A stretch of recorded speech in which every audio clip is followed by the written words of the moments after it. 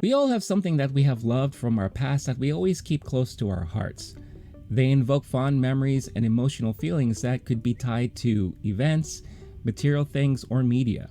Ghostbusters is a good example for many of us. I was 6 years old when the original Ghostbusters hit theaters, and when the opening title flew across the screen, I was immediately hooked.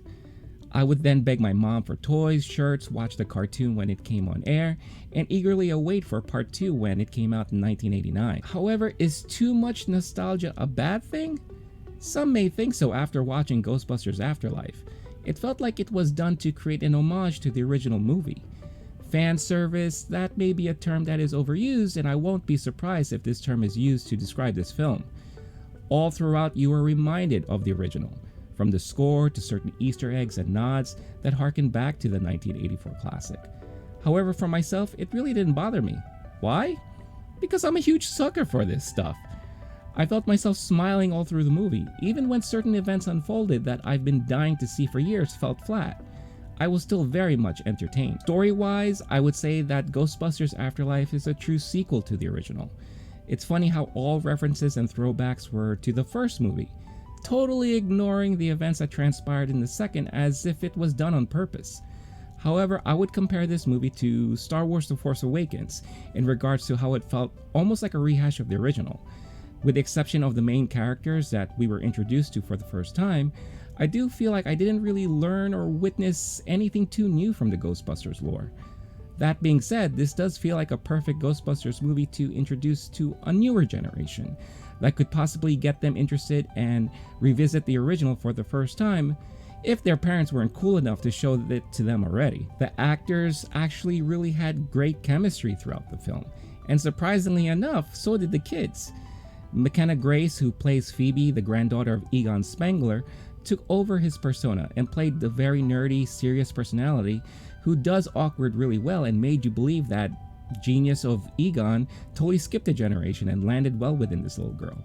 Finn Wolfhard's Trevor was a great older brother who spent most of the time just trying to see how to cope and fit in as if he was in a coming-of-age movie that included supernatural ghosts, but it worked for me. Carrie Coon, who played Phoebe's mom, was our source of grounded realism, very similarly to how Sigourney Weaver's Dana was utilized in the original. Paul Rudd, well, he was Paul Rudd, and even though his character was truly the comic relief, his chemistry with the kids felt very genuine.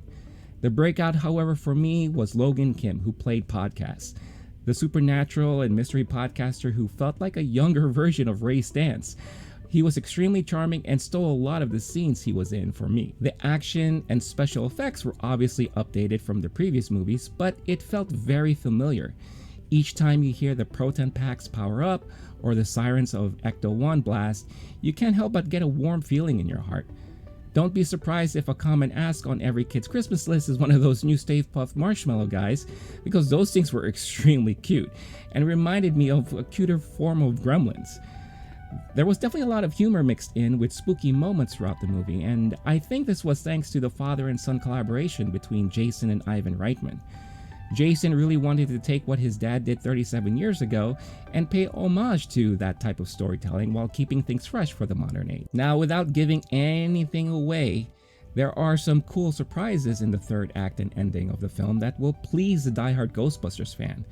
There is a mid-credit and post-credit scene, so make sure you stay all the way through the end. Nostalgia, fan service, whatever you want to call it, these are going to be terms you will hear that describe this movie, but if you're like myself, it won't bother you one bit and you will enjoy being whisked back into the Ghostbusters universe, and if you have kids, I'm sure they will feel the same. All that being said, it doesn't matter what I think. What matters most is what all of you think.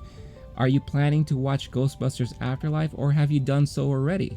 Let me know your thoughts in the comments section, and don't forget to hit that subscribe button, and why don't you beat up that little like button as well while you're at it. Thank you for watching, and I'll catch you all in the next one.